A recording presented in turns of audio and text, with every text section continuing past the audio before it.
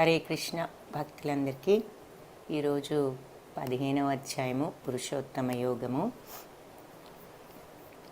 ఓం అజ్ఞానతిమిరాంధస్య జ్ఞానాంజనశలాకయా చక్షురున్మిళితం యేన తస్మై శ్రీ గురవే నమః. నమో ఓం విష్ణుపాదాయ కృష్ణప్రేష్ఠాయ భూతలే శ్రీమతే భక్తివేదాంతస్వామినితి నామినే. నమస్తే సారస్వతీ దేవి గౌరవాణి ప్రచారిణే నిర్విశేషశూన్యవాది పాశ్చాత్యదేశధారిణే. హే కృష్ణ కరుణా సింధో దీనబంధో జగత్పతే గోపేశ గోపికా కాంత రాధాకాంత నమోస్తుతే. తప్త కాంచన గౌరాంగీ రాధే బృందావనేశ్వరి వృషభానుసుతే దేవి ప్రణమామి హరిప్రియే. జయ శ్రీకృష్ణ చైతన్య ప్రభు నిత్యానంద శ్రీ అద్వైత గదాధరా శ్రీవాసాది గౌరభక్త బృంద. హరే కృష్ణ కృష్ణ కృష్ణ హరే హరే, హరే రామ రామ రామ హరే హరే. హరే కృష్ణ. పురుషోత్తమ యోగము అని ఈ 15వ అధ్యాయం ఒక ముఖ్యమైన అధ్యాయం అని చెప్పుకున్నాం నిన్నే. మొట్టమొదటగా భగవాను వాచతో ప్రారంభం. శ్రీ భగవాను వాచ ఊర్ధ్వమూలమధశాఖం అశ్వత్థం ప్రాహురవ్యయం ఛందాంసి యస్య పర్ణాని యస్తం వేద స వేదవేత్. భగవంతుడు పలికారేమని, ఊర్ధ్వమూలం అంటే పైకి మూలము. మూలం అంటే ఏమిటి? వ్రేళ్ళు. ఒక చెట్టుకు మూలం అంటే వ్రేళ్ళు. సో వ్రేళ్ళు పైకి, అధ శాఖం, శాఖం అంటే బ్రాంచెస్, కొమ్మలు, అధ అంటే క్రిందకి. సో వ్రేళ్ళేమో పైకి, కొమ్మలేమో క్రిందికి. అశ్వత్థం ప్రాహుర్ అవ్యయం. ఈ అశ్వత్థం అనే చెట్టు అవ్యయము, నాశనం లేనటువంటి ఈ అశ్వత్థం అనే చెట్టు ఒకటి ఉన్నది అని ప్రాహుర్ చెప్పబడినది. ఛందాంసి యస్య పర్ణాని. పర్ణాని అంటే ఆకులు, ఛందాంసి వేదాలు, దీని యొక్క ఆకులు వేదమంత్రాలు. యస్తం వేదస వేదవిత్. ఇది తెలుసుకున్నవాడు వేదాలను తెలుసుకున్నవాడు. సో వ్రేళ్ళు పైకి, కొమ్మలు కిందికి ఉండే అశ్వత్థ వృక్షం అని ఒక చెట్టు ఉన్నది. దీని యొక్క ఆకులు వేదమంత్రాలు. తర్వాత ఈ వృక్షాన్ని ఎవరైతే అర్థం చేసుకుంటారో వాళ్ళు వేదాలను తెలుసుకున్న వాళ్ళు అని చెప్పి ఈ ఫస్ట్ శ్లోకాలో చెప్తున్నారు. సో ఆ చెట్టు తలక్రిందులుగా ఉన్నది అంటే నార్మల్గా తలక్రిందులుగా మనం రిఫ్లెక్షన్ చూస్తూ ఉంటాం, అంటే ప్రతిబింబం. ఇప్పుడు ఒక నీటిలో ఒక చెట్టు, నీటి ఒడ్డున ఒక చెట్టు ఉన్నదనుకోండి, దాని యొక్క ప్రతిబింబాన్ని నీటిలో చూస్తాము, అప్పుడు తల్లక్రిందులుగా ఉంటుంది. అలా ఈ అశ్వత్థ వృక్షం తల్లక్రిందులుగా ఉన్నది అని చెప్తున్నారు. దేనికి తల్లక్రిందులుగా ఉన్నది అని గనక మనం ఆలోచించినట్లయితే, భౌతిక ప్రపంచానికి కరెక్ట్గా ఆపోజిట్గా తల్లక్రిందులుగా ఉన్నది ఈ అశ్వత్థ వృక్షం. ఆధ్యాత్మిక ప్రపంచానికి ఇది ఆపోజిట్గా తల్లక్రిందులుగా ఉన్నది. ఆధ్యాత్మిక ప్రపంచం భగవంతుడి ప్రపంచానికి ఆపోజిట్గా ఇది తల్లక్రిందులుగా ఉన్నది. అధశ్చోత్వం. ఇది లాంగ్ శ్లోకస్ ట్యూన్ ఎప్పుడు డిఫరెంట్గా ఉంటుంది. అధశ్చోత్వం ప్రసృతాస్తస్య శాఖా గుణ ప్రవృద్ధా విషయ ప్రవాల అధశ్చ మూలాన్ అనుసంతతాని కర్మానుబంధీని మనుష్యలోకే. సో అధశ్చోత్వం, ఇవి కిందికి పైకి కూడా. ప్రసృతాస్తస్య శాఖ, ఈ కొమ్మలన్నీ కూడా కిందికి పైకి విస్తరిస్తూ ఉన్నాయి. గుణప్రవృద్ధ విషయ ప్రవాల. దేనితో వృద్ధి చెందుతున్నాయి అంటే దేనితో పోషించబడుతున్నాయి? గుణప్రవృద్ధ. దేనితో వృద్ధి చెందుతున్నాయి అంటే దేనితో పోషించబడుతున్నాయి ఈ కొమ్మలు అంటే? అంటే 3 గుణాలతో వృద్ధి చెందుతున్నాయి. మూడు గుణాలు ఏమిటి? సత్వరజస్తమో గుణాలతో ఈ కొమ్మలు పోషించబడుతున్నాయి. కాబట్టి ఈ తల్లక్రిందులుగా ఉన్న అశ్వత్థ వృక్షం దీని కొమ్మలు పైకి కిందకి విస్తరిస్తున్నాయి. ప్రసృతాస్తస్య శాఖలు బ్రాంచెస్ పైకి కిందకి అధశ్చ ఊర్ధ్వం అంటే పైకి కిందకి పైకి ఈ కొమ్మలు విస్తరిస్తున్నాయి. ఇవి గుణప్రవృద్ధ సత్వరజస్తమో గుణాలతో వృద్ధి చెందుతున్నాయి, పోషించబడుతూ ఉన్నాయి. విషయప్రవాల అంటే ఇంద్రియ విషయాలు. మనం 13th చాప్టర్లో ఇంద్రియ విషయాలు, ఇంద్రియ గ్రాహ్య విషయాలు అన్న మాట చూసాం. ఇంద్రియ గ్రాహ్యాలు అంటే గ్రహించేవి, అబ్జార్బ్ చేసేవి, తీసుకునేవి అని. ఇంద్రియాలు ఏం తీసుకుంటాయి? కళ్ళు దృష్టి కనపడేది తీసుకుంటుంది, చెవులు వినపడేది తీసుకుంటుంది, నోరు రుచి తీసుకుంటుంది, ముక్కు వాసనలు తీసుకుంటుంది, చర్మం తగిలే స్పర్శ వేడిగా ఉందా చల్లగా ఉందా ఈ స్పర్శను తీసుకుంటుంది. కాబట్టి ఇవన్నీ కూడా ఇంద్రియ గ్రాహ్య విషయాలు, శబ్దరూప స్పర్శ రసగంధాలు. సో దీని యొక్క కొమ్మలు అవి ఇంద్రియ విషయాలు అని అంటున్నారు అన్నమాట. ఈ చెట్టు యొక్క కొమ్మలు కర్మానుబంధీని మనుష్యలోకే. ఇకపోతే అధశ్చమూలాని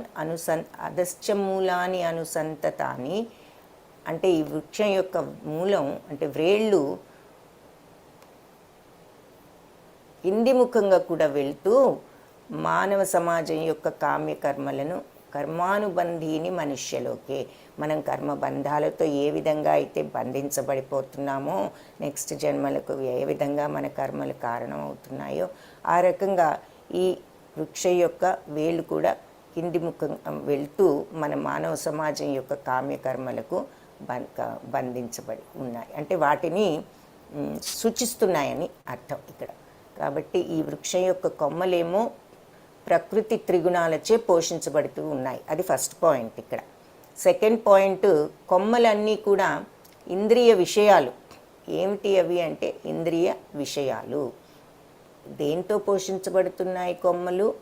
సత్వరజస్తమో గుణాలతో పోషించబడుతూ ఈ గుణాలను బట్టి ఈ కొమ్మలు అన్నీ కూడా ఇంద్రియ విషయాలు, శబ్దరూప స్పర్శ రసగంధాలు.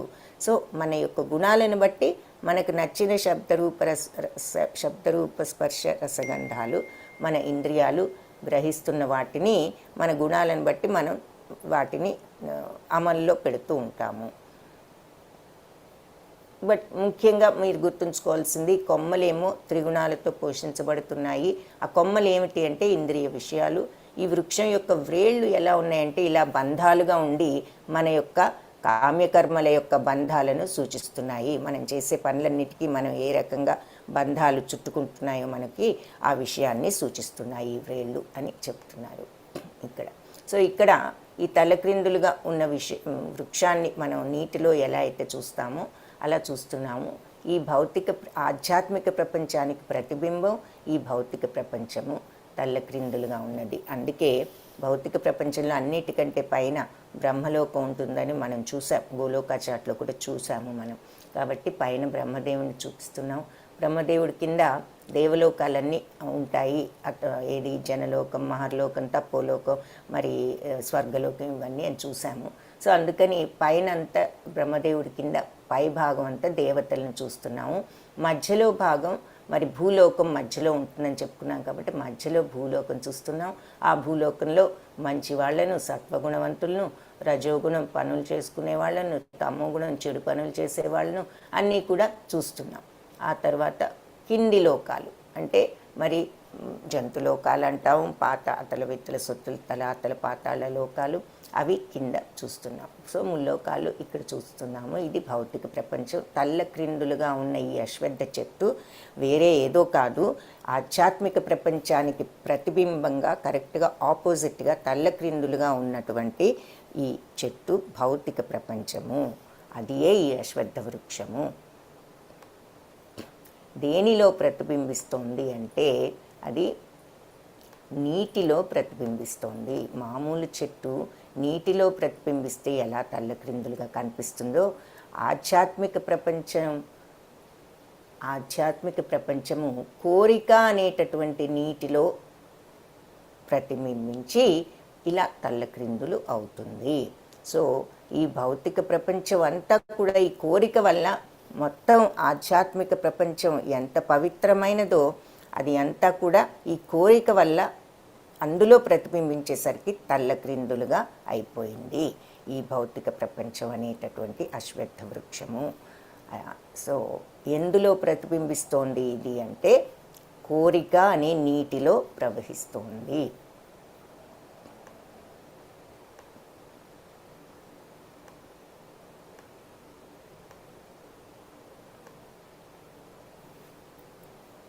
ఈ ఫస్ట్ ఈ 2-3 కొంచెం అర్థం చేసుకోవటం కొద్దిగా కష్టం, బట్ తర్వాత బాగానే ఉంటుంది. సో అదొకటి శ్రద్ధగా వింటే తెలుస్తుంది. హరే కృష్ణ. యూత్ గ్రూప్ వాళ్ళు ఎవరైనా ఉంటే హ్యాండ్ రైజ్ చేయండి దయచేసి. యూత్ గ్రూప్ వాళ్ళు హ్యాండ్ రైజ్ చేస్తారా? 25 years అండ్ అండర్ ఎవరైనా ఉంటే హ్యాండ్ రైజ్ చేయండి. నిర్మాణమోహాజిత సంగదోష ఆధ్యాత్మ నిత్యా వినివృత్త కామా ద్వంద్వైర్విముక్త సుఖ దుఃఖ సంజ్ఞై గచ్చంత్యమూఢా పదమవ్యయం తత్. సో ఎవరు హ్యాండ్ రైజ్ చేయలేదు. ఓకే, ఈ శ్లోక ప్రాక్టీస్ చేసేవాళ్ళు హ్యాండ్ రైజ్ చేయండి. నిర్మాణ మోహ జిత సంగదోష.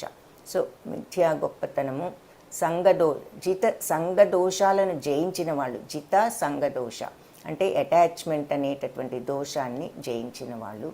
ఆధ్యాత్మ నిత్య వినివృత్త కామ.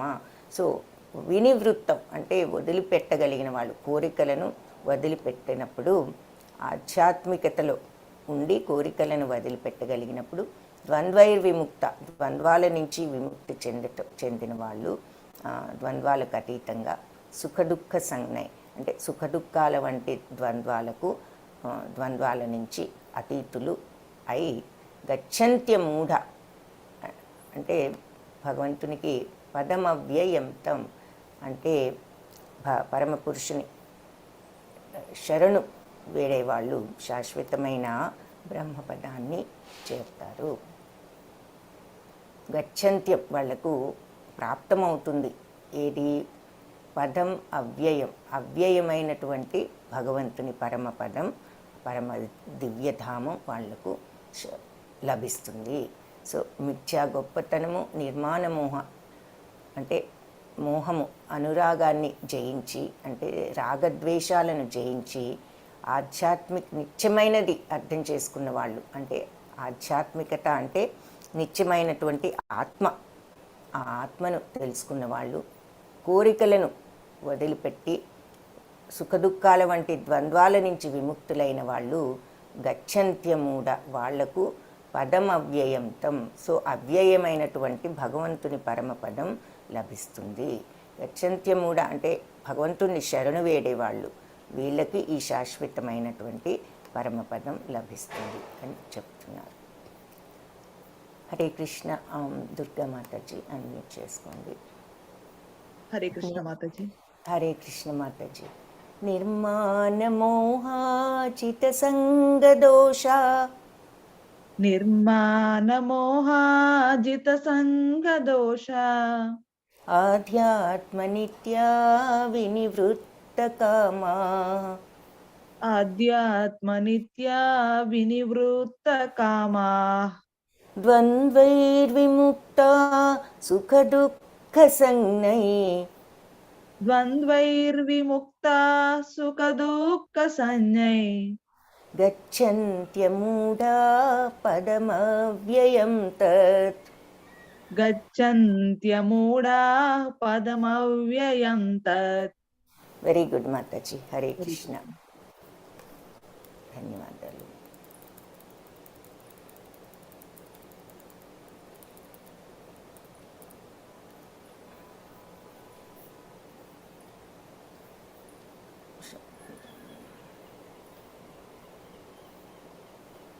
గచ్చంతి అంటే పొందటము, అమూఢ అంటే భ్రాంతిరహితులు అని అర్థం.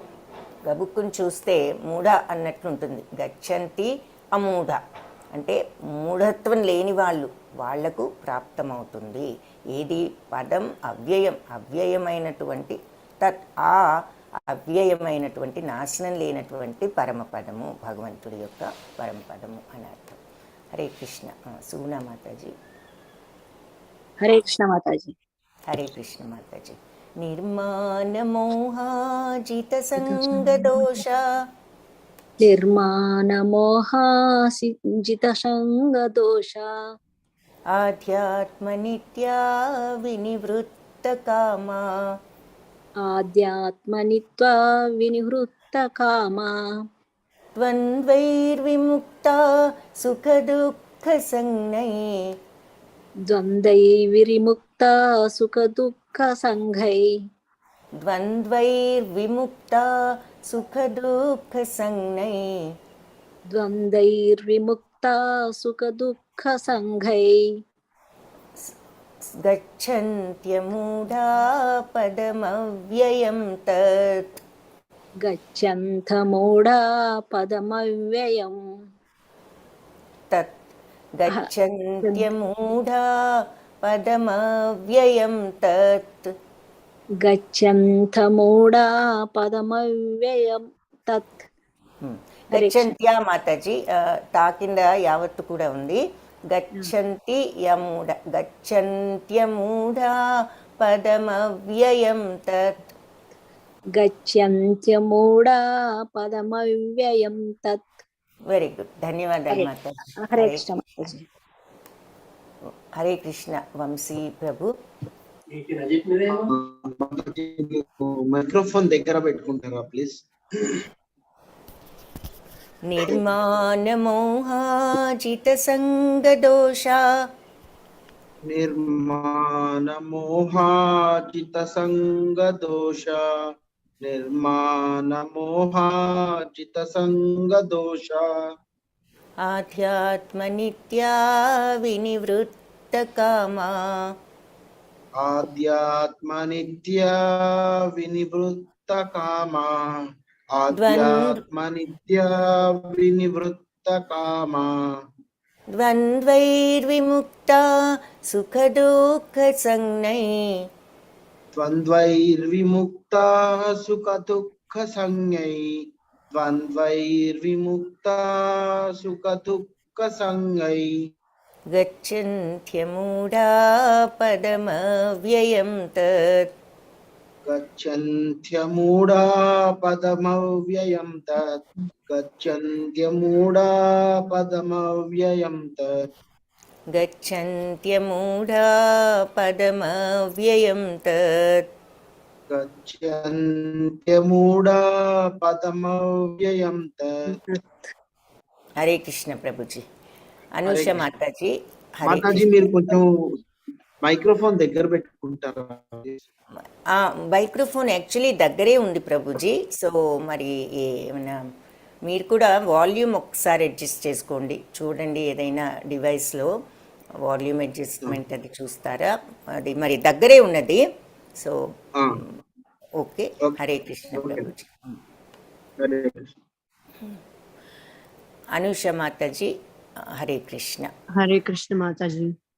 నిర్మాణమోహాజిత సంగదోష నిర్మాణమోహాజిత సంగదోష ఆధ్యాత్మనిత్యా వినివృత్తకామా ఆధ్యాత్మనిత్యా వినివృత్తకామా ద్వంద్వైర్విముక్తా సుఖదుఃఖసంజ్ఞై ద్వంద్వైర్విముక్తా సుఖదుఃఖసంజ్ఞై గచ్చంత్యమూఢా పదమవ్యయం తత్ గచ్చంత్యమూఢా పదమవ్యయం తత్. Very good. Hare Krishna Mataji. Hare Krishna Mataji. So ఈ శ్లోకానికి అర్థం కూడా చూసాము. సో ఈ ఈ సంగదోషాలని అంటే అటాచ్మెంట్ని జయించి ఈ అనురాగ దోషాన్ని, ఈ మోహాన్ని, అనురాగ దోషాన్ని, అటాచ్మెంట్స్ని జయించి ఆధ్యాత్మ నిత్యమైనటువంటి ఆత్మను అర్థం చేసుకుని కామాలను, కోరికలను వినివృత్తం వదిలించుకుని ద్వంద్వైర్విముక్త, సుఖదుఖాలు అనేటటువంటి ద్వంద్వాల నుంచి విముక్తులై ఉన్నవాళ్ళు గచ్చంత్యమూఢ, వాళ్లకు లభిస్తుంది. ఈ అమూఢులకు అంటే ఈ వివేకవంతులకు ఏమి లభిస్తుంది అంటే పదం అవ్యయం, అవ్యయమై తత్ అంటే అటువంటి అవ్యయమైనటువంటి పరమపదం లభిస్తుంది అని ఈ శ్లోకాలో చూస్తున్నాము.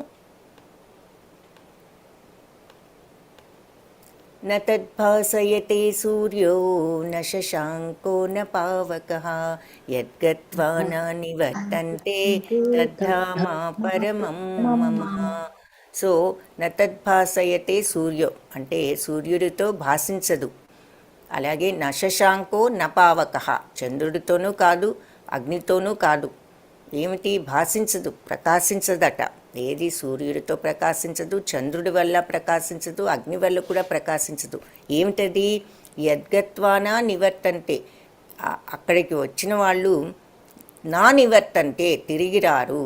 ఎక్కడికి అంటే తద్ధామ పరమం మమ, అలాంటి ధామము మమ నా యొక్క పరంధామము, నా యొక్క దివ్యధామము, నా నివాసము. కాబట్టి అలాంటి నా దివ్యధామము ఎలాంటిది అంటే సూర్యచంద్రులతో కానీ అగ్నితో కానీ ప్రకాశింపబడదు. మరి ఎక్కడైనా వెలుగు రావాలి, ప్రకాశవంతం అవ్వాలి అంటే ఏ ప్రదేశమైనా సూర్యుడు ఉండాలి, లేదంటే చంద్రకాంతి ఉండాలి, లేదంటే ఎలక్ట్రిసిటీయో విద్యుత్తో ఫైరో ఏదో ఉండాలి. కానీ భగవంతుడు ఏమంటున్నారు? ఈ మూడింటి వల్ల కూడా ప్రకాశవంతం కాదు నా దివ్యధామము అని అంటున్నారు. అంటే ఏమిటి? భగవంతుడి యొక్క స్వయం ప్రకాశంతోనే అది ప్రకాశం, స్వయం తేజస్సుతో అది ప్రకాశవంతం అవుతుంది, భగవంతుడి తేజస్సుతో అని మనం అర్థం చేసుకోవాలి. అలాంటి పరంధామం నాది, అక్కడికి వెళ్ళిన వాళ్ళు మళ్ళీ తిరిగి రారు. కాబట్టి నా దివ్యధామము సూర్యుడు, చంద్రుడు లేదా అగ్ని, విద్యుత్తు ద్వారా ప్రకాశింపబడదు. అక్కడికి చేరుకున్న వాళ్ళు మళ్ళీ ఈ భౌతిక ప్రపంచాన్ని చేరుకోరు, ఇక్కడికి మళ్ళీ తిరిగి రారు అని చెప్తున్నారు. మమైవాంశో జీవలోకే జీవభూత సనాతనః మనస్సష్టాని ఇంద్రియాణి ప్రకృతిస్థాని కర్షతి. సో నా అంశలే ఈ జీవలోకాల్లో ఉన్నటువంటి ఈ జీవులందరూ కూడా మమైవాంశో నా యొక్క అంశలే. ఈ జీవభూతాలు సనాతనమైనటువంటి ఈ జీవభూతాలన్నీ కూడాను అంటే ఈ ప్రపంచంలో ఉన్న జీవులన్నీ కూడా నా శాశ్వతమైన అంశాలు. మనశ్శష్టాని ఇంద్రియాన్ని, మనస్సుతో కూడి 5 ఇంద్రియాలు ఉన్నాయి కదా, ఈ 5 ఇంద్రియాలు ప్లస్ మనస్సు, ఈ 6తో కలిపి షష్ఠ అంటే 6, మనస్సుతో కలిపి ఈ 6 ఇంద్రియాలతో ప్రకృతి స్థాని, ప్రకృతిలో స్థిరపడి కర్షతి కష్టాలు పడుతున్నారు. కాబట్టి ఈ బద్ధ జీవితం కారణంగా వాళ్ళు మనస్సును కలిగి ఇంద్రియాలతో, ఈ 6 ఇంద్రియాలతో చాలా కష్టాలు పడుతున్నారు. ఈ మనుషులందరూ, మనుషులే కాదు మొత్తం ఈ జీవరాశులన్నీ కూడా ఈ భౌతిక ప్రకృతిలో ఈ 6 ఇంద్రియాలతో మనస్సుతో కష్టాలు పడుతున్నారు.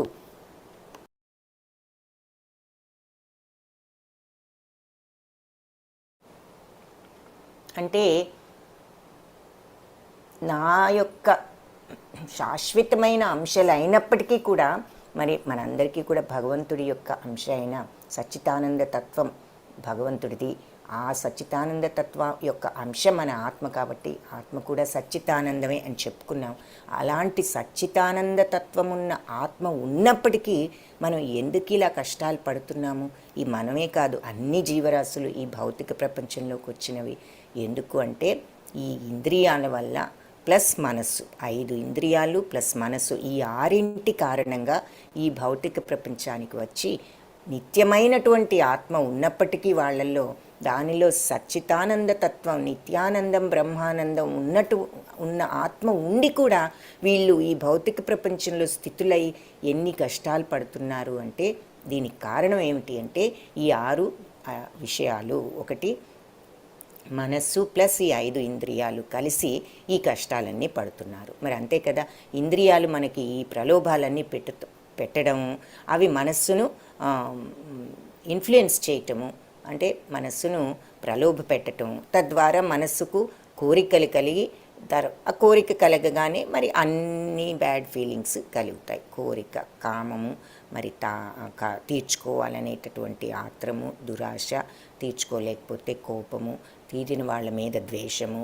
అసూయ ఇవన్నీ కూడా కలుగుతూ ఉంటాయి. కాబట్టి అన్నిటికీ కారణం ఏమిటి అంటే ఈ కోరిక, ఇంద్రియాలు పెట్టే ప్రలోభాలతో మనకు మనస్సు చలించి తద్వారా మనం ఈ కష్టాలకు గురి అవుతున్నాము అని చెప్తున్నారు. సో భగవంతుడు అంటున్నారు, నిత్యమైనటువంటి నా ఆత్మతత్వం ఉన్నప్పటికీ ఈ ఇంద్రియాలు ప్లస్ మనస్సు ఈ 6 వల్ల వీళ్ళు భౌతిక ప్రకృతిలో ఇలా కష్టాలు పడుతున్నారు. శరీరం యదవాప్నోతి యచ్చాప్యుత్క్రామతీశ్వరః గృహీత్వైతాని సంయాతి వాయుర్గంధాని వాశయాత్. సో ఈ వాయువు గంధాలను అంటే వాసనలను ఒక చోటు నుంచి ఇంకో చోటుకి తీసుకుపోయినట్లుగా మరి గాలి తీసుకువెళ్తూ ఉంటుంది కదా వాసనలు. మరి మనం ఎక్కడైనా కూర్చుంటే ఒక్కొక్కసారి పూల వాసన వస్తుంది, ఏమిటి మల్లెపూల వాసన వస్తుందో, ఇంకేదో పూలు గులాబీల వాసన వస్తుందో అనుకున్నాం అనుకోండి. పక్కన చూస్తే మల్లెపూల చెట్టు లేకపోతే ఇంకేదో పూల చెట్టు ఉండటం వల్ల ఆ పూల వాసన మనకి యువతలకు కూడా వస్తూ ఉంటుంది. ఎలా అంటే మరి గాలి ఆ వాసనలను మోసుకొస్తూ ఉంటుంది. కాబట్టి అలా గాలి ఎలా అయితే ఈ వాసనలను ఒక చోటు నుంచి ఒక చోటుకి మోసుకువెళ్తూ ఉంటుందో, అదేవిధంగా జీవుడు కూడా మన మనసులో ఉన్న విభిన్న భావాలు తన శరీరం నుండి ఇంకో శరీరానికి కూడా తీసుకువెళ్తాడు. సో మనం మన శరీరాన్ని వదిలినప్పుడు ఆత్మ వేరే శరీరంలో ప్రవేశిస్తుందని మనం 2వ అధ్యాయంలోనే చూసాం. అలా ప్రవేశించినప్పుడు ఈ స్ట్రాంగ్ ఫీలింగ్స్ అనేవి మనలో ఉన్నట్లయితే ఏదైనా ఆ ఫీలింగ్స్ కూడా వెళ్తాయి ఆ నూతన శరీరంలోకి అని చెప్తున్నారు. ఆ విధంగా తిరిగి వేరొక శరీరాన్ని తీసుకుని ఈ ఉన్న శరీరాన్ని వదిలిపెడతాడు. అంటే ఏ విధంగా ఈ భావాలతో సహా ఆత్మ వేరే శరీరాన్ని తీసుకుని ఈ శరీరాన్ని వదిలిపెడుతుంది. సో మనం 13th చాప్టర్లో అంటే మనం మొన్న చూసాము ఏది క్షేత్రజ్ఞ విభాగ యోగంలో క్షేత్రము అంటే మన బాడీ అని చెప్పుకున్నాము. ఆ క్షేత్రంలో ఏమేమి ఉన్నాయి అనేది చూసాము. పంచభూతాలతో పైన ఉన్నటువంటి స్థూల శరీరం తయారు చేయబడిందని, ఆ తర్వాత సూక్ష్మ శరీరంలో మనసు, బుద్ధి, అహంకారము ఉన్నాయని చూసాము. మరి కారణ శరీరం అవ్యక్తం అని చూసాము. ఆ తర్వాత ఇంకేం చెప్పుకున్నా ఇవన్నీ సరే. ఇంద్రియాలు 5, జ్ఞానేంద్రియాలు, కర్మేంద్రియాలు ఇంకొక 5, ఇంద్రియ గ్రాహ్య విషయాలు, ఇంద్రియాలు లోపలికి తీసుకునేవి ఏమిటి, శబ్దరూప స్పర్శ రసగంధాలు, ఇవి ఇంద్రియాలు గ్రహించేటటువంటి విషయాలు, ఇవి 5. ఇవన్నీ కలిపి 24 ఉన్నాయి. ప్లస్ ఈ 24 కాకుండా మనిషి యొక్క భావాలు ఇవన్నీ కూడా కలుపుకుంటే దేహం అవుతుంది అని చెప్పారు. భావాలంటే మామూలుగా వచ్చేపోయే ఆలోచనలని కాదు, స్ట్రాంగ్ ఇంప్రెషన్స్, బాగా ముద్ర వేసినటువంటి భావాలు. కొంతమందికి తీవ్రంగా కొన్ని విషయాలు ముద్ర వేసేస్తాయి, కొన్ని విషయాల్లో తీవ్రమైన ఇష్టత, కొన్ని విషయాల్లో తీవ్రమైన అయిష్టత ఉంటూ ఉంటుంది. సో ఇలాంటివి స్ట్రాంగ్ ఫీలింగ్స్ ఏవైతే ఉంటాయో అటువంటి ఫీలింగ్స్, అంత స్ట్రాంగ్ ఇంప్రెషన్స్ ఏదైనా ఉంటే గనక భావాలు, తీవ్రమైనటువంటి భావాలు అవి వేరే శరీరంలో కూడా వెళ్తాయి ఆత్మతో పాటు నెక్స్ట్ శరీరంలోకి అని చెప్తున్నారు. సో ఎగ్జాంపుల్ చెప్పుకోవాలి అంటే దీనికి ఉదాహరణకి కొంతమందికి పుట్టుకతోనే సంగీతం అంటే మహా ఇష్టంగా ఉంటుంది, కొంతమందికి మరి పెయింటింగ్ మీద ఇష్టం ఉంటుంది, కొంతమందికి నీళ్ళంటే భయం. ఉదాహరణకి అంటే ఏదో ఎక్స్పీరియన్స్ స్ట్రాంగ్గా మైండ్ మీద ఒక ముద్ర వేసాయన్నమాట అంతకుముందు. ఆ ముద్రలు అలాంటి స్ట్రాంగ్ ముద్రలు వేరే శరీరంలో కూడా వెళ్తాయి అని చెప్తున్నారు. సో ఈ శ్లోకానికి మీనింగ్ అది మనం ఒక్క నిమిషం ఆలోచిస్తే, అందుకనే ఏ విషయాన్ని కూడా తీవ్రంగా ఆలోచించి మనస్సులో పెట్టుకోకూడదు. ఈ మైండ్ అనే దాన్ని కంట్రోల్ చేసుకోవాలి అనేటటువంటి మాటకు అర్థం అది. అంటే ఆ మైండ్ కంట్రోల్ చేసుకోలేకపోతే ఏ రకంగా మనల్ని అది ఈ జన్మలో కూడా మనకి ఎన్నో పనులు చేయటానికి ఈ మైండే కారణం. మనం చేసే యాక్షన్స్ అన్నిటికీ మన మైండ్ ఎందుకు చేస్తుందంటే ఇంద్రియాలు సప్లై చేసిన ఇన్ఫర్మేషన్కి అది రియాక్ట్ అయిపోయి ఇది ఆలోచనలు, ఐడియాలు ఫామ్ చేస్తూ ఉంటుంది. మనకు వచ్చిన ఆలోచనలు బట్టి మనం యాక్షన్స్ చేస్తూ ఉంటాము. సో ఆలోచనను బట్టి థాట్ ఫామ్ అవుతుంది, థాట్ను బట్టి మనకు యాక్షన్ ఫామ్ అవుతూ ఉంటుంది. కాబట్టి ఆ థాట్ అనేది గనక మామూలు థాట్స్ పనిచేయటానికి వచ్చే మామూలు థాట్స్ ఒకటైతే స్ట్రాంగ్ ఇంప్రెషన్స్ ఏదైనా మైండ్లో ఉంటే అవి ఎంత స్ట్రాంగ్ అంటే నెక్స్ట్ జన్మలో కూడా వెళ్తాయి. కాబట్టి ఈ మైండ్ అనే దానికి ఎంత క్వైట్ చేస్తే ఆ మైండ్ని అంత మంచిది. శ్రోత్రం చక్షుస్పర్శనం చ రసనం ఘ్రాణమేవ చ అధిష్టాయ మనశ్చాయం విషయానుపసేవతే. ఇక్కడ యూత్ గ్రూప్ వాళ్ళు ఎవరైనా ఇప్పుడు ఉంటే దయచేసి హ్యాండ్ రైజ్ చేయండి ఒకసారి. యూత్ గ్రూప్ వాళ్ళు ఎవరైనా ఉంటే హ్యాండ్ రైజ్ చేయండి. ఓకే, ఒక్కరు చేశారు. ఇంకెవరైనా ఉంటే దయచేసి హ్యాండ్ రైజ్ చేయండి. ఇంకొక ఈ శ్లోకం అయిన తర్వాత మళ్ళీ కౌంట్ చూస్తాను. హరే కృష్ణ, ధన్యవాదాలు. శ్రోత్రం చక్షుస్పర్శనం చ రసనం ఘ్రాణమేవ చ అధిష్టాయ మనశ్చాయం విషయానుపసేవతే. సో జీవుడు ఆ విధంగా వేరొక స్థూల శరీరాన్ని తీసుకుని ఏ విధంగా ఆత్మ ఒక శరీరం నుంచి ఒక శరీరంలోకి వెళ్ళినప్పుడు ఆ తీవ్రమైనటువంటి భావాలు, ఇంప్రెషన్స్, ముద్రలు కొన్ని ఉంటాయి. అవి కూడా తీసుకుని ఇంకొక శరీరంలోకి వెళ్ళి అక్కడ ఆ నూతన శరీరంలో మళ్ళీ మనస్సుతో కలిపి ఈ చెవి, కన్ను, నాలుక, ముక్క ముక్కు, స్పర్శ, ఈ 5 ఇంద్రియాలు.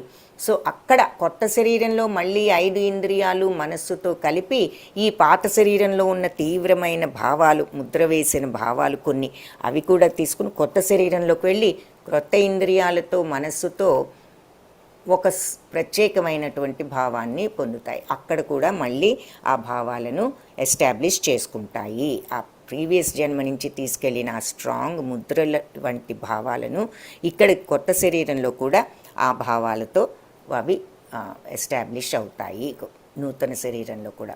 అందువల్ల అతడు ఒక ప్రత్యేకమైన ఇంద్రియ విషయాలను అనుభవిస్తాడు. ఆ ఫీలింగ్స్ని బట్టి అతను ఈ జన్మలో కూడా ఆ ఇంద్రియ విషయాలను అనుభవిస్తూ ఉంటాడు. ఉదాహరణకి ఇందాక చెప్పుకున్నట్టు అతిగా సంగీతం ఎవరికైనా ఇష్టమైతే అదే ప్రీతి నెక్స్ట్ జన్మలో కూడా కంటిన్యూ అవుతుంది. అలా చిన్నప్పటి నుంచే ఆ ఇంట్రెస్ట్ ఉన్నవాళ్ళు, పాడగలిగిన వాళ్ళని చూస్తూ ఉంటాం, బొమ్మలు వేయగలిగిన వాళ్ళని చూస్తూ ఉంటాము.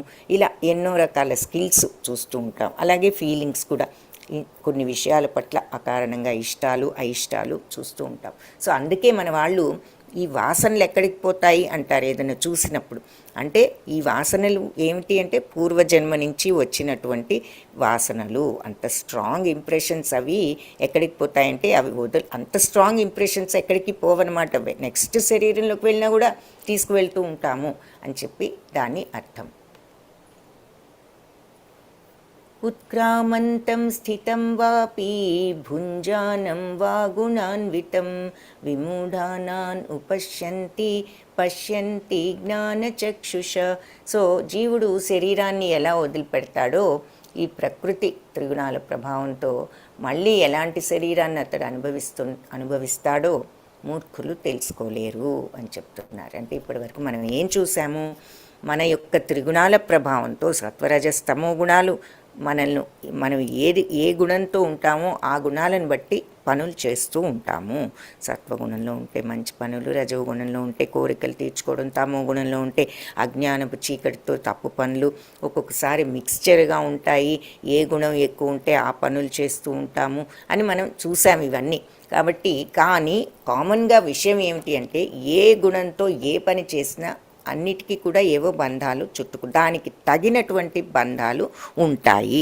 ఆ బంధాలను అనుసరించి మనం నెక్స్ట్ శరీరాన్ని స్వీకరిస్తాము మన యొక్క పనులను బట్టి. కాబట్టి మన యొక్క నెక్స్ట్ శరీరాన్ని ఈ జన్మలో మనమే డిసైడ్ చేసుకుంటున్నాం మనం చేసే పనులను బట్టి అని ఇక్కడ మనం ఇంతకు ముందు కూడా చూసాం. కాబట్టి ఆ విషయం నిజంగా అర్థం చేసుకున్న వాళ్ళు, అంటే త్రిగుణాల ప్రభావంతో మనం ఎలాంటి శరీరాన్ని అనుభవిస్తున్నాము అన్నది మూర్ఖులు అర్థం చేసుకోలేరు. కానీ విమూఢానాన్ ఉపశ్యంతి, విమూఢులు దానిని ఉపశ్యంతి అర్థం చేసుకోలేరు. పశ్యంతి చూడలేరు. నాన్ అంటే లేరు అని, పశ్యంతి అంటే చూడగలగటం, చూడలేరు అని అర్థం. పశ్యంతి చూడగలరట ఎవరు? జ్ఞానచక్షువులు ఉన్నవాళ్ళు. కాబట్టి త్రిగుణాల ప్రభావంతో మనం ఎలాంటి శరీరాన్ని ఇప్పుడు అనుభవిస్తున్నాం అన్న విషయం మూర్ఖులు అర్థం చేసుకోలేరు. కానీ జ్ఞానం ఉన్నవాళ్ళు అవన్నీ కూడా, జ్ఞానచక్షువులు ఉన్నవాళ్ళు అవన్నీ చూడగలరు.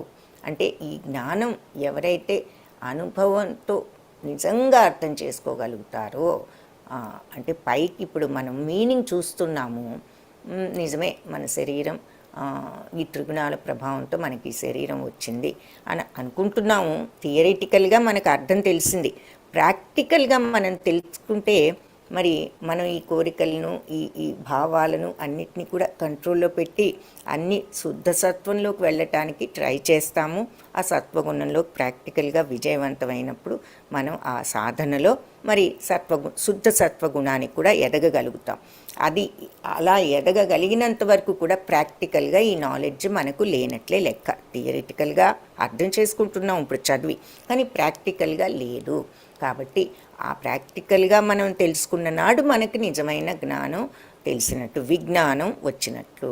కాబట్టి ఆ జ్ఞానంలో ఆ శిక్షణ పొందిన వాళ్ళు ఇవన్నీ చూడగలరు. అప్పుడు ఇవంతా కూడా నిజంగా అర్థమవుతుంది అని చెప్తున్నారు. లైట్ బల్బ్ వెలిగినట్టు మనకు అంతా అప్పుడు క్లియర్ అవుతుంది అని చెప్తున్నారు. ఇక్కడ ఎగ్జాంపుల్గా ఒక కార్ ఎంజిన్ చూపిస్తున్నారు. మామూలుగా మన అందరం కూడా ఈ ఇంజిన్లో ఉన్న పార్ట్స్ అది ఎత్తితే మనకు కనిపిస్తాయి, కానీ మనకి ఏది తెలియదు. ఇక్కడ మెకానిక్ ఒక అతన్ని చూపిస్తున్నారు. అతనికి మనకి కనిపించేది ఒకటే పైకి, కానీ మనకేది తెలియదు దాంట్లో ఉన్న అది ఏ విధంగా పనిచేస్తుంది అన్నది ఆ మెకానిక్కే అర్థమవుతుంది. అలాగే జ్ఞానులు మనం అన్నీ కూడా ఒకటే విషయాన్ని చూస్తూ ఉంటాం, అనుభవిస్తూ ఉంటాం. ఈ భౌతిక ప్రపంచం అంతా ఒకే రకంగా ఉంది మనకు జ్ఞానులకు, కానీ వాళ్ళు ఈ భౌతిక ప్రపంచం యొక్క మాయను నిజంగా అర్థం చేసుకోగలరు వాళ్ళ జ్ఞానంతో. మనకది మామూలుగా అందరికీ అది తెలియడం లేదు అని ఈ శ్లోకానికి అర్థం. ఇది ఒక చిన్న ఎగ్జాంపుల్గా ఈ కారు మెకానిక్ చూపిస్తున్నారు ఈ అర్థానికి. యతంతో యోగినశ్చైనం పశ్యంత్యాత్మన్యవస్థితం యతంతోప్యకృతాత్మానో నైనం పశ్యంత్యచేతసః. సో ఆత్మానుభూతిలో ఉన్న యోగులు దీనిని స్పష్టంగా చూడగలరు ఈ విషయాన్ని. కానీ ఎవరికైతే మనస్సు అభివృద్ధి చెందదో, ఆత్మానుభూతి అనేది లేదో, వాళ్ళు ప్రయత్నించినా కూడా జరుగుతోంది ఏమిటో చూడలేరు అని చెప్తున్నారు. సో ఏమిటది జరుగుతోంది అంటే, మరి మన ఆత్మ ఇలా ఒక దేహం నుంచి మరొక దేహంలోకి వెళ్ళటము, ఆ వెళ్ళేటప్పుడు ఏదైనా తీవ్రమైనటువంటి భావాలు ఉంటే ఆ స్ట్రాంగ్ ఇంప్రెషన్స్, ఆ వాసనలు కూడా మన నెక్స్ట్ శరీరంలోకి తీసుకువెళ్ళటము అది చూస్తున్నాం. సో ఇది ఆత్మానుభూతి ఉన్న యోగులు దీన్నంతా కూడా ఈ స్పష్టంగా చూడగలరు. వాళ్ళకి క్లియర్గా తెలుసు ఏం జరుగుతోంది అనేది. కానీ ఎవరికైతే మనసు అభివృద్ధి చెందదో, అభివృద్ధి అంటే ఏమిటి? కోరికలను వదులుకుని మనస్సును కామ్ చేసుకోలేరో, కామ్ చేసుకుంటేనే ఈ ఆత్మానుభూతిని దర్శించగలం. కోరిక అనే ముసుగు కప్పేసి ఉన్నది మన ఆత్మను. కాబట్టి ఆ కోరిక అనే ముసుగును తీయగలిగితే, అంటే మనస్సును కామ్ చేసుకోగలిగితే మనం ఆత్మను దర్శించగలము. ఈ ఆత్మానుభూతిలో లేని వాళ్ళు ప్రయత్నించినా కూడా ఏం జరుగుతుందో చూడలేరు అని చెప్తున్నారు. యదాదిత్యగతం తేజో జగద్భాసయతే అఖిలం యచ్చంద్రమసి యాచ్ఛాగ్నౌ తత్తేజో విద్ధి మామకం. సో ఈ యదాదిత్యగతం తేజో అంటే జగద్భాసయతే అఖిలం, ఈ అఖిల జగత్తును భాసింపజేసే, ప్రకాశింపజేసేటటువంటి ఆ సూర్యుడి, ఆ యదాదిత్య గతం తేజో, ఆ సూర్యుడికి గతమైనటువంటి, ఆ సూర్యుడి పరమైనటువంటి ఆ తేజస్సు. ఆ తర్వాత యచ్చంద్రమసి యాచ్ఛాగ్నౌ, ఆ చంద్రుడి యొక్క తేజస్సు, మరియు అగ్ని యొక్క యాచ్ఛాగ్నౌ, అగ్ని యొక్క తేజస్సు. తత్తేజో, ఆ తేజస్సులు విద్ధిమామకం, నా నుండే వచ్చాయి. సో ఈ ప్రపంచం మొత్తం, ఈ ప్రపంచంలోని చీకటినంతా చెదరగొట్టే ఆ ఆదిత్యుడి యొక్క తేజస్సు అంటే సూర్య తేజస్సు, చంద్రుడి యొక్క తేజస్సు, అగ్ని యొక్క తేజస్సు అన్నీ కూడా నా నుండే వచ్చాయి అని భగవంతుడు మళ్ళీ ఇక్కడ చెప్తున్నారు. పురుషోత్తముడు, పురుషోత్తమ యోగం, భగవంతుడు పురుషోత్తముడు. మళ్ళీ ఒక్కసారి బ్రీఫ్గా ఈ భగవంతుడి యొక్క లక్షణాలు ఏమిటో చూస్తున్నామన్నమాట. ఈ భగవంతుడు సూర్య చంద్రులు మరియు అగ్ని యొక్క తేజస్సు అంతా కూడా భగవంతుడి నుండే వచ్చాయి. గామావిశ్య చ భూతాని ధారయామ్యహమోజసా పుష్ణామి చౌషధీ సర్వ సోమో భూత్వా రసాత్మకః. సో నేను ప్రతి గ్రహంలోకి కూడా గామావిష్యచ భూతాన్ని, అన్ని గ్రహాల్లోకి నేను వ్యాపిస్తాను, ప్రవేశిస్తాను. నా శక్తి ద్వారా అవి కక్ష్యలో ఉంటాయి. సో అన్ని నా కక్ష అంటే ఇంగ్లీష్లో ఆర్బిట్ అంటాం. అంటే ఏమిటి, ప్రతి ప్లానెట్కి దాని దారి ఒకటి ఉంటుంది, దాని దారిలో అది ఉంటుంది. ఎయిర్ప్లేన్స్ ఉన్నాయి, అన్నీ ఇష్టం వచ్చినట్లు వెళ్ళవు, మీకు తెలిసే ఉంటుంది. ఏ ఎయిర్ప్లేన్కైనా వాటి దారి ఒకటి ఉంటుంది, మార్గం, ఆకాశ మార్గం ఒకటి ఉంటుంది. దాని ప్రకారమే అవి వెళ్తాయి ఇష్టం వచ్చినట్లు. అది వాళ్ళు టవర్తో నిత్యము కమ్యూనికేట్ చేస్తూ ఉంటారు, మార్గము ఎక్కడున్నాము, ఏ పొజిషన్లో ఉన్నాము అని దాని ప్రకారమే వెళ్తాయి. అలాగే ఈ ప్లానెట్స్ అన్నీ కూడా వాటి యొక్క మార్గంలోనే వెళ్తాయి, మార్గాన్ని తప్పవు. ఒక్క భూమి ఉన్నదనుకోండి, కొంచెం అటు ఇటు కదిలినట్లు అనిపిస్తేనే కదలకూడని వైపు భూకంపాలు అంటారు. మరి అలాంటిది ఈ ప్లానెట్స్ అన్ని తిన్నగా వేటి మార్గంలో, వేటి కక్షల్లో అవి ఆర్బిట్స్లో వెళ్తున్నాయి. ఏమాత్రం అటు ఇటు అయినా ప్రళయాలు సంభవిస్తాయి. కాబట్టి అంత కరెక్ట్గా ఇవన్నీ కూడా వెళ్తున్నాయి అంటే భగవంతుడు శక్తి ద్వారానే అవి ఆ కక్షలో కరెక్ట్గా ఉన్నాయి అని స్వయంగా ఇక్కడ భగవంతుడే చెప్తున్నారు. పుష్ణామి చౌషధీ సర్వ సోమో భూత్వా రసాత్మకః. నేను చంద్రుడిగా మారి అన్ని ఔషధాలకు జీవన రసాన్ని సరఫరా చేస్తాను. సో ఈ లైఫ్ ఫోర్స్ అనేది నేను అన్నిటికీ కూడా సరఫరా చేస్తాను. చంద్రుడు నుంచి సోమరసం అంటాం, అంటే అది చైతన్యము, ఆ రసము అని. సో అది నేను సరఫరా చేస్తాను అని చెప్తున్నాను. సో అన్ని ప్లానెట్స్ని నేను ఈ ప్రతి ప్లానెట్లోకి వెళ్ళి అది కరెక్ట్గా ఆ మార్గంలో ఉండేటట్లు చేస్తాను. అన్ని ఔషధాలు కూడా అన్ని ఔషధాల్లో జీవన రసాన్ని, చైతన్యాన్ని, ప్రాణం ఇచ్చేదాన్ని నేను సరఫరా చేస్తాను. పురుషోత్తముడికి ఉన్న లక్షణాలన్నీ మళ్ళీ బ్రీఫ్గా చెప్తున్నారు. భగవత్ లక్షణాలు అనేకం, విభూతులు అనేకం. మనం 10th చాప్టర్లో చూసాం ఎన్నో ఎగ్జాంపుల్స్. ప్రతి చిన్నది నేను మరి ఏం చెప్పారు, నీటిలో రుచినన్నారు. మరి ఉదాహరణకు నేను చెప్తున్నాను సీజన్స్లో స్ప్రింగ్, వసంతాన్ని అని అన్నారు.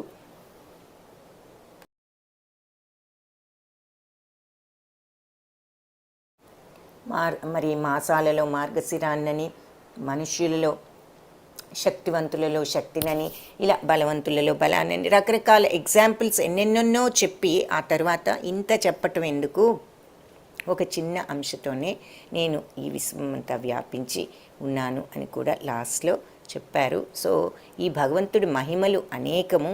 అలాగే ఇక్కడ పురుషోత్తమ యోగం, పురుషులలో ఉత్తముడు భగవంతుడు ఎందుకు అనే కారణాలు బ్రీఫ్గా, ఆయన యొక్క లక్షణాలు కొన్ని ఇక్కడ అందుకని మనకు బ్రీఫ్గా చెప్తున్నారన్నమాట. ఏమిటి అంటే సూర్యచంద్రుల తేజస్సు, నా అగ్ని తేజస్సు వచ్చినదని, ప్రతి గ్రహంలో ప్రవేశించి భగవత్ శక్తి వల్లే అవి కక్షలో, ఆర్బిట్లో వాటి దారిలో అవి ఉంటున్నాయని, చంద్రుడిగా మారి ఈ చైతన్యం అన్ని జీవన రసాన్ని ఇస్తున్నానని, ఇది కూడా ఒక ఇంపార్టెంట్ శ్లోక. అహం వైశ్వానరో భూత్వా ప్రాణినాం దేహమాశ్రితః ప్రాణాపాన సమాయుక్తః పచామ్యన్నం చతుర్విధం. అహం వైశ్వానరో భూత్వా, నేను ఈ జఠరాగ్నిని, ఏది ప్రాణినాం దేహమాశ్రితః, అన్ని జీవరాశులలో డైజెస్టివ్ పవర్ జఠరాగ్నిని నేను, మనం అంటాం మన జఠరాగ్ని తెలుస్తోంది, మనకు ఆకలి వేసినప్పుడు జఠరాగ్ని అని మనం రిఫర్ చేస్తూ ఉంటాం. ఆ మాట అంటే డైజెస్టివ్ పవర్ అన్నమాట. ఇంగ్లీష్లో చెప్పాలి అంటే జఠరాగ్ని అంటే మన డైజెస్టివ్ సిస్టంలో ఒక పవర్ ఉంటుంది, ఫైర్ లాంటిది. దాన్నే మనం తెలుగులో జఠరాగ్ని అంటాం. ఆ డైజెస్టివ్ పవర్, ఆ జఠరాగ్ని ఏం చేస్తుంది అంటే తిన్నదంతా కూడా మనకు జీర్ణమయ్యేటట్లు చేస్తుంది. సో నేను వైశ్వానరో అంటే అన్ని జీవరాశులలో కూడా జఠరాగ్నిగా ఉంటూ అన్ని ప్రాణినాం దేహమాశ్రిత, అన్ని ప్రాణుల యొక్క దేహాలలో నేను ఈ జఠరాగ్ని రూపంలో ఉంటూ ప్రాణ అపాన సమాయుక్త, ఈ ప్రాణాపాన వాయువులతో కలిసి పచామ్యన్నం, చతుర్విధం 4 విధాల అన్నాన్ని 4 రకాల ఆహార పదార్థాలని కూడా జీర్ణింపజేసేటట్లు చేస్తాను. సో నేను అన్ని జీవరాశుల్లోనూ శరీరాల్లోనూ జీర్ణక్రియ యొక్క జఠరాగ్నిని. కాబట్టి ప్రాణాపాన వాయువులతో కలిసి 4 రకాలుగా తీసుకునే ఆహార పదార్థాలను నేను జీర్ణింపచేస్తాను. 4 రకాలుగా తీసుకునే ఆహార పదార్థాలు అంటారేమిటి అని డౌట్ వచ్చినట్లయితే, మనం ఆహారం ఎలా తీసుకుంటామంటే 4 రకాలుగా తీసుకుంటాం. ఒకటి నములుతూ తింటాము, 2 కొంతమంది చీకుతూ తీసుకుంటారు, కొందరు త్రాగుతూ తీసుకుంటారు. మంచినీళ్ళు తాగిన మనము తాగుతాం, జంతువులు కూడా త్రాగుతూ ఉంటాయి. అలాగే కొందరు నాకుతూ, మరి జంతువులు కొన్ని నాకుతూ ఉంటాయి, మనం కూడా కొన్ని ఆహారాలను నాకుతూ తీసుకుంటాము. ఉదాహరణగా ఇక్కడ ఐస్ క్రీమ్ చూపిస్తున్నారు. సో అది నమిలేదైనా, చీకేదైనా, త్రాగేదైనా, నాకేదైనా, ఏదైనా సరే, ఏ రకంగా తీసుకున్నా ఈ 4 రకాల్లో ఆ ఆహారాన్ని నేను జఠరాగ్నిగా ఉంటూ ప్రతి జీవరాశి శరీరంలో నేను జీర్ణమయ్యేటట్లు చూస్తాను అని చెప్తున్నారు. అంటే దాని అర్థం ఏమిటి? ఒక జీర్ణశక్తే భగవంతుడు, మిగిలింది భగవంతుడి శక్తి కాదని అనుకోవటం కాదు. ఇది మళ్ళీ ఒక చిన్న ఎగ్జాంపుల్. హార్ట్ పనిచేసినా, బ్రెయిన్ పనిచేసినా, బ్లడ్ సర్క్యులేషన్ పనిచేసినా ఏదైనా భగవత్ శక్తియే. ఇక్కడ మనం ఈ జఠరాగ్నితో ఎక్కువ అనుబంధం కలిగి ఉంటాం కాబట్టి, ఆకలి అనేది తెలుసు కాబట్టి, అది మనం భోజనం చేస్తే అది తీరుతుందని, ఆ తర్వాత ఆ జఠరాగ్ని మనకు జీర్ణమయ్యేటట్లు చేస్తుందని మనం ఇది కాన్స్టెంట్గా ఎక్స్పీరియన్స్ చేస్తూ ఉంటాం కాబట్టి మనకి ఈ భాగం అర్థం చేసుకోవటం సులభం. కాబట్టి ఇది ఒక ఎగ్జాంపుల్గా చెప్పినప్పటికీ భగవంతుడి వల్లే ఈ ఎంత సైన్స్ ఉంది మన హ్యూమన్ బాడీలో. మరి హార్ట్ పనిచేసే విధం కానీ, లంగ్స్ పనిచేసే విధం కానీ, బ్రెయిన్ పనిచేయటం కానీ, ఈ బ్లడ్ సర్క్యులేషన్ కానీ, ఈ ఆహారం తీసుకుంటే ఇవన్నీ కూడా పనిచేస్తున్నాయి. ఈ తీసుకున్న మన ఆహారం జీర్ణం అవటం వల్ల అది బ్లడ్గా మార్చి, ఆ బ్లడ్ అన్ని ఆర్గన్స్లోకి బ్లడ్ సర్క్యులేషన్ ద్వారా వెళ్ళి అన్ని ఆర్గన్స్ ఎలా పనిచేస్తున్నాయి అనేది మరి మనకి సైన్స్లో కొంతవరకు మనం తెలుసుకున్నాము. దానికి కారణం ఎవరు అంటే భగవంతుడు. ఇది ఇంపార్టెంట్ శ్లోక, very important.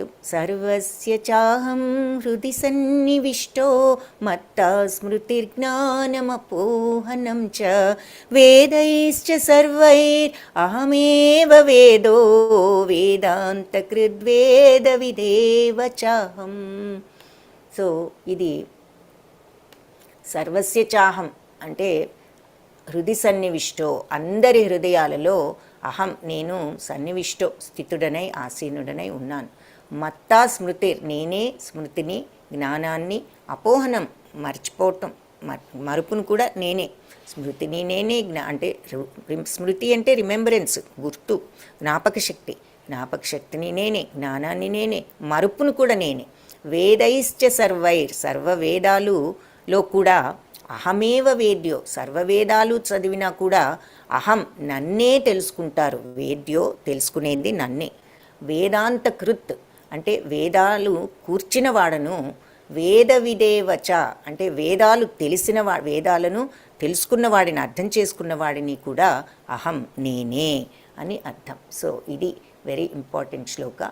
So youth group వాళ్ళు ఒక్కరు మాత్రమే హ్యాండ్ రేస్ చేశారు. ఇంకెవరైనా ఉన్నారా? ఒక్కరైనా ఉన్నది సోఫారు. ఓకే, హరే కృష్ణ, ధన్యవాదాలు.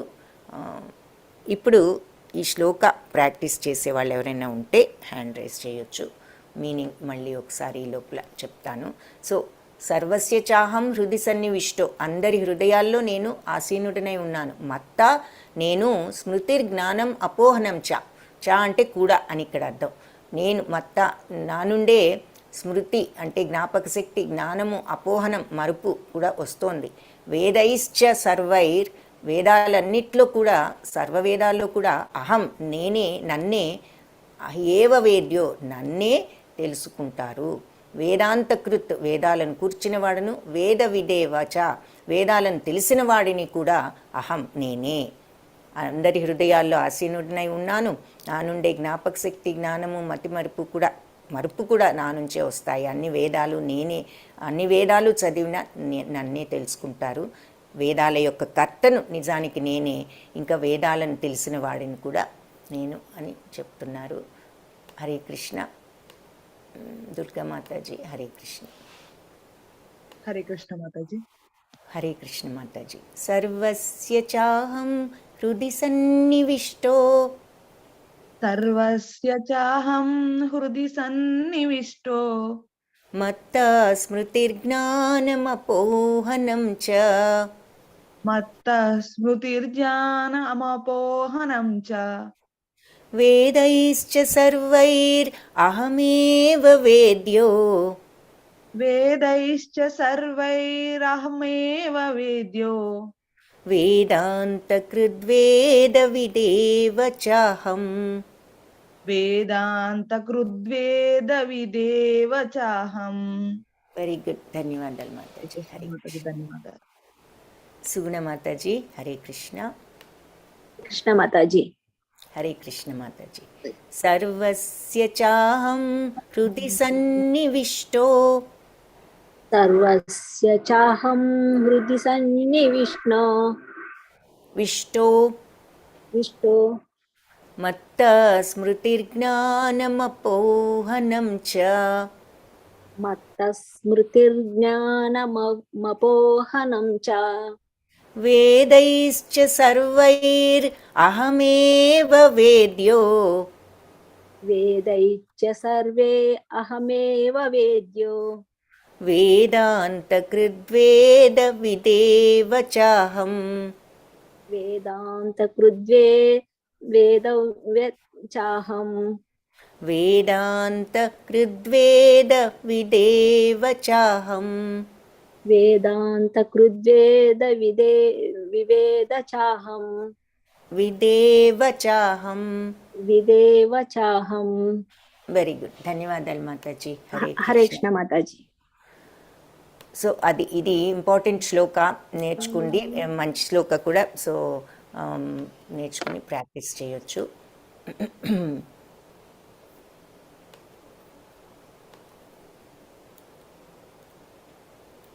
ద్వావిమౌ పురుషౌ లోకే. సో ఇక్కడ వరకు భగవంతుడు యొక్క క్వాలిటీస్ కొన్ని చూసాం. ఎలా అయితే సూర్యచంద్రులు, అగ్ని, తేజస్సు ఆయనదే, ప్రతి ప్లానెట్ కూడా ఆయన ప్రవేశించి అవి కక్షలో ఉండేటట్లు చేయటం, జీర్ణశక్తి ఆయనే అని, తద్వారా అన్నీ మనకు పనిచేసేటట్లు చేసేది భగవంతుడేనని, తర్వాత వేదాలలో అన్ని మనలో ఉన్న జ్ఞాపక శక్తి, మతిమరుపు అన్నీ భగవంతుడి నుంచే వస్తాయని, మరి వేదాలన్నీ తెలిసిన వాడును, వేదాలను కూర్చిన వాడును, అన్ని వేదాలు చదివినా తెలుసుకునేది కూడా భగవంతుడినేనని చూసాము. ఇప్పుడు ద్వావిమౌ పురుషౌ లోకే క్షరశ్చాక్షర ఏవ చ క్షరః సర్వాణి భూతాని కూటస్థోక్షర ఉచ్యతే. ద్వావిమౌ పురుషౌ లోకే. ఈ ప్రపంచంలో 2 రకాల పురుషులు ఉన్నారు. క్షర మరియు అక్షర అనేవాళ్ళు, అంటే నాశనమయ్యే వాళ్ళు, నాశనం కాని వాళ్ళు అని అర్థము. సో క్షర సర్వాణి భూతాని, ఈ భౌతిక ప్రపంచంలో ఉన్న అన్ని జీవరాశులు కూడా క్షరులైనట్లయితే కూటస్థ అక్షర ఉచ్యతే. ఆధ్యాత్మిక ప్రపంచంలో వాళ్ళందరూ కూడా అక్షరులు అని పిలువబడతారు అని చెప్తున్నారు. కాబట్టి ఈ ప్రపంచంలో క్షరుడు, అక్షరుడు అని 2 రకాల జీవులు ఉన్నారు. ఈ భౌతిక ప్రపంచంలో ప్రతి జీవి కూడా క్షరుడైతే, ఆధ్యాత్మిక ప్రపంచంలో వాళ్ళందరూ కూడా అక్షరులు, నాశనం లేని వాళ్ళు అని చెప్తున్నారు. ఇక్కడ భౌతిక ప్రపంచంలో ఉన్న జీవులు వీళ్ళంతా క్షరులు అయినట్లయితే, ఆధ్యాత్మిక ప్రపంచంలో ఉన్నవాళ్ళు భగవంతుణ్ణి, గోపబాలుని వీళ్ళని చూపిస్తున్నారు. వాళ్ళంతా అక్షరులు, నాశనం లేని వాళ్ళు అని చెప్తున్నారు. జీవరాశులు సో అంటే పొరపాట్లు చేసేవాళ్ళు, పతనం చెందేవాళ్ళు క్షరులు. వీళ్ళ లక్షణాలేం స్వతంత్రంగా భోగించాలనే కోరిక ఎప్పుడూ కూడా అలాంటి మెంటాలిటీతో ఉంటే ఇంకా మరి భౌతిక ప్రపంచంలోనే ఉంటాం, మళ్ళీ మళ్ళీ పుడుతూ ఉంటాం ఈ జనన మరణ చక్రంలో. పతనం చెందని వారు ఎవరు అంటే అక్షరులు. వాళ్ళను అక్షరులు అంటారు. వాళ్ళు ఎల్లప్పుడూ భగవంతుడితో ఉండాలనేటటువంటి కోరిక, ఈ భౌతిక ప్రపంచపు కోరికలు కాకుండా భగవంతుడితో ఉండాలనే కోరిక, ఎప్పుడు ఆధ్యాత్మిక ప్రపంచాన్ని వాళ్ళు విడిచిపెట్టరు అని చెప్తున్నారు. ఉదాహరణగా గోపబాలులను చూస్తున్నాము. ఉత్తమపురుషస్త్వన్య పరమాత్మేత్యుదాహృతః యో లోకత్రయమావిశ్యాభిభర్తవ్యయ ఈశ్వరః. ఈ ఇద్దరితో పాటు ఇంకా 3 ప్రపంచాలను కూడా ప్రవేశించి వాటిని భరిస్తున్నటువంటి నాశనరహితుడైన ఒక పరమేశ్వరుడైన పరమాత్మ అనే సర్వోత్తముడు ఒక పురుషుడు ఉన్నాడు. సో అక్షరులు క్షరులు నాశనం లేని వాళ్ళు, నాశనం అయిన వాళ్ళు అంటే భౌతిక ప్రపంచంలో కోరికలతో ఉండేవాళ్ళు క్షరులు. మరి ఆ కోరికను వదిలిపెట్టి ఆధ్యాత్మిక ప్రపంచానికి వెళ్ళిన వాళ్ళు అక్షరులు. వీళ్ళిద్దరే కాకుండా వీళ్ళిద్దరికీ కూడా అన్ని ముల్లోకాలలో ప్రవేశించి, ముల్లోకాలంటే ఏమిటో మనం చూసాం, అంటే 3 కాదు, పైలోకాలు, మధ్యలోకాలు, కింది లోకాలు, మొత్తం ఈ ప్రపంచం అంతా ముల్లోకాలను ప్రవేశించి వాటన్నిటిని ప్రవేశించి ఉంటూ భరిస్తూ వాటన్నిటినీ నాశనరహితుడైన పరమేశ్వరుడు పరమాత్మ అనేటటువంటి సర్వోత్తముడైన పురుషుడు ఇంకొకరు ఉన్నారు అని చెప్తున్నారు. యస్మాక్షరం అతీతోహం అక్షరాదపి చోత్తమః అతోస్మి లోకే వేదే చ ప్రథిత పురుషోత్తమః. ఈ క్షరుడు అక్షరుడు ఇద్దరికీ కూడా అతీతంగా, వాళ్ళిద్దరికీ కూడా అతీతమైన దివ్యమైన వాడను మరి ఉత్తముడను కూడా అవ్వటం చేత ఆ దివ్యమైన పురుషుడు ఉన్నాడు అని చెప్పారు. సర్వోత్తముడు పరమాత్మ ఉన్నారు.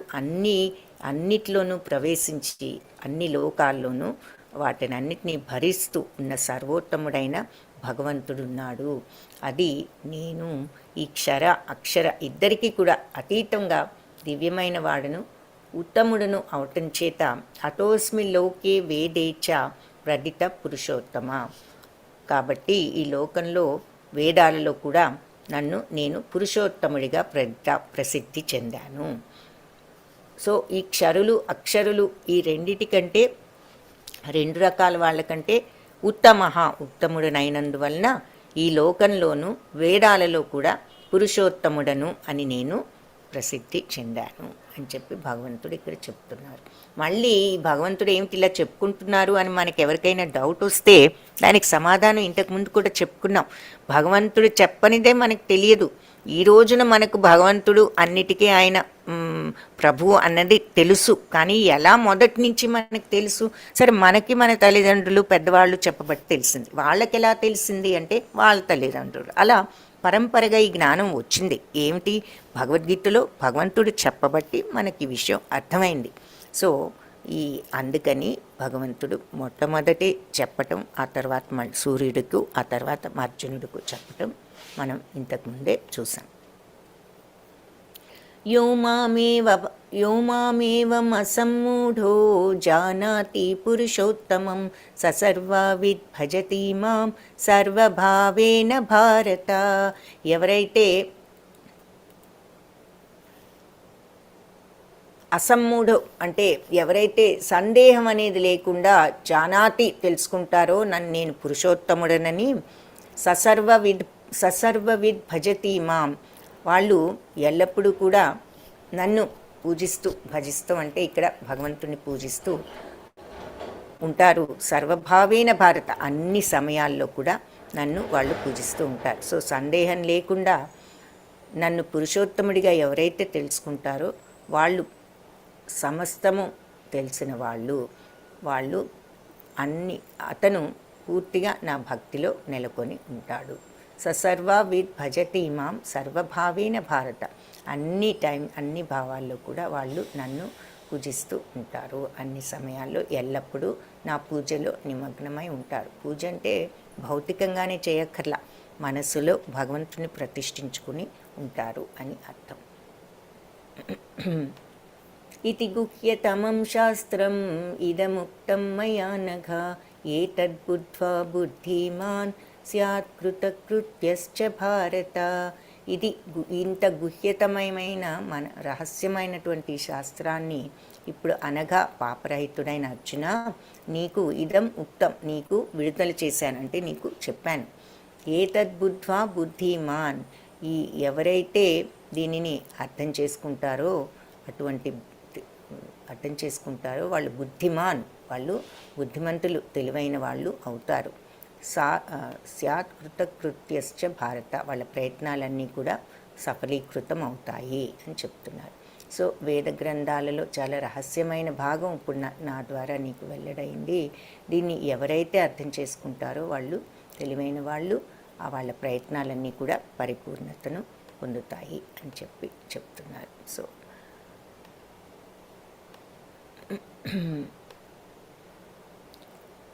సందేహం ఇక్కడ మనం గ్రహించవలసింది ఏమిటి అంటే, ఏమిటి ఈ విషయం రహస్యమైనది ఏమిటి అంటే, మరి